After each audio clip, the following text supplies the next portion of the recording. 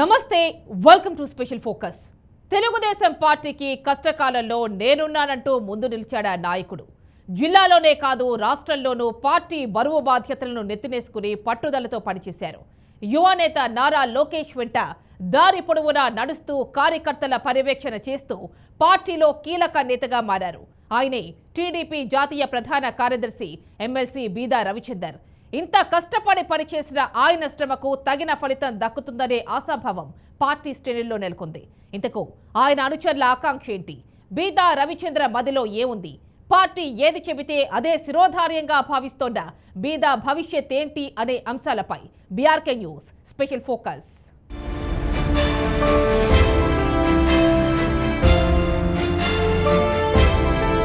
ఏపీలో కని విని ఎరగని రీతిలో అధికారంలోకి వచ్చిన తెలుగుదేశం పార్టీకి కష్టకాలంలో మేమున్నామంటూ నిలబడిన నేతలు ఎందరో ఉన్నారు.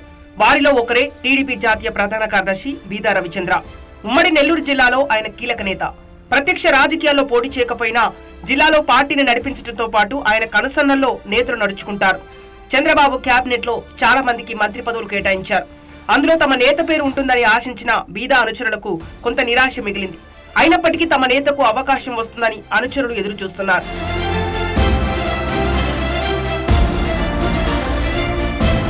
టీడీపీ జిల్లా అధ్యక్షునిగా బాధ్యతలు నిర్వర్తిస్తూ పార్టీని నడిపించిన బీదా రవిచంద్రకు పార్టీ తగిన ప్రాధాన్యతనిచ్చింది. గతంలోనే రవిచంద్రకు ఎమ్మెల్సీ పదవి ఇచ్చారు. 2019 తర్వాత జాతీయ ప్రధాన కార్యదర్శి హోదా కల్పించింది టీడీపీ. అటు ఉమ్మడి నెల్లూరు జిల్లాలో వైసీపీని గట్టిగా ఎదుర్కొన్నారు రవిచంద్ర. అంతేకాదు జిల్లాలో పలువురు వైసీపీ నేతలను టీడీపీలోకి చేర్పించడంలో కీలక పాత్ర పోషించారు. మంత్రి నారా లోకేష్ చేపట్టిన యువగల పాదయాత్ర బాధ్యతలను కీలకంగా నిర్వర్తించారు. రాయలసీమ జిల్లాలో టీడీపీ విజయ దుందుబిలోనూ రవిచంద్ర పాత్ర కీలకంగా పోషించారు. తన సోదరుడు బీదా మస్తాన్ రావు టీడీపీని వీడి వైసీపీలోకి వెళ్లి రాజ్యసభ సీటు దక్కించుకున్నారు. స్వయాన తన సోదరుని కాదని టీడీపీలోనే కొనసాగారు. ప్రత్యక్ష రాజకీయాల్లో పోటీ చేసే అవకాశాన్ని పార్టీ అధిష్టానం కల్పించినా సున్నితంగా తిరస్కరించారు రవిచంద్ర. రాయలసీమతో పాటు రాష్ట్రంలో పార్టీకి నడిపించడంలో కీరోలు పోషించడంపై రవిచంద్ర దృష్టి సారించారు. సక్సెస్ నేతగా నిలదొక్కున్నారు. పార్టీ అధిష్టానం నిర్ణయమే శిరోధార్యంగా ముందుకు సాగుతున్నారు.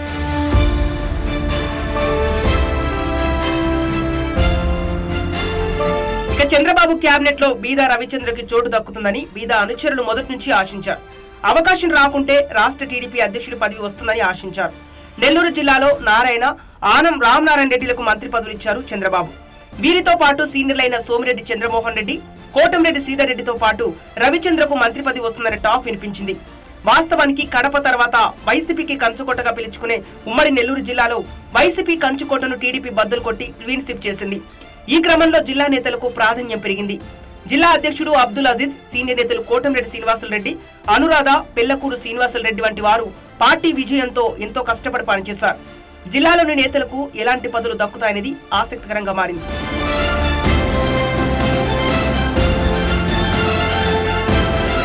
రాష్ట్ర వ్యాప్తంగా చోటు చేసుకున్న వైసీపీ అరాచకాలను ఎప్పటికప్పుడు ప్రశ్నిస్తూ పార్టీ శ్రేణులకు అండగా ఉన్నారు రవిచంద్ర.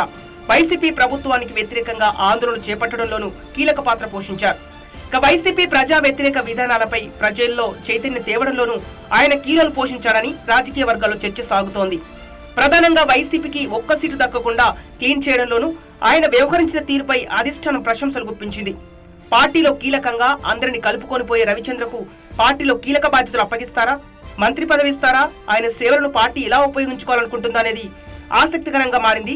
ఏది ఏమైనా పార్టీ అధిష్టానం నిర్ణయమే శిరోధార్యంగా భావించే రవిచంద్రకు ఎలాంటి అవకాశం దక్కుతుందనే చర్చ సాగుతోంది.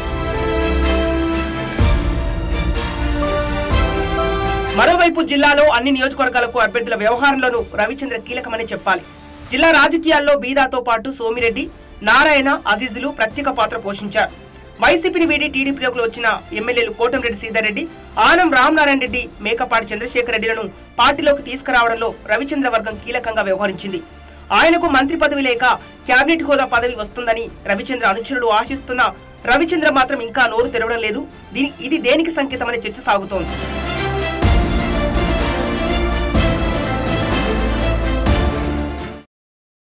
పార్టీకి విధేయుడిగా ఉండటమే తన కర్తవ్యమని, ఎవరూ సోషల్ మీడియాలో పోస్టింగ్స్ పెట్టొద్దని అనుచరులను రవిచంద్ర ఆదేశించినట్లు తెలిసింది. మరి బీదా రవిచంద్ర విషయంలో టీడీపీ అధినేత చంద్రబాబు, నారా లోకేష్ ఎలాంటి నిర్ణయం తీసుకుంటారు? బీదా ఏమాశిస్తున్నారు? పార్టీ మాట జవదాటని బీదా మనసులో ఏముంది?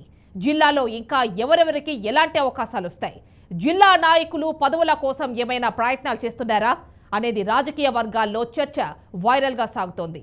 ఈ నేపథ్యంలో తాజా పరిణామాలు అంశాలపై మరోసారి కలుద్దాం. Stay tune to BRK news Telugu సత్తా.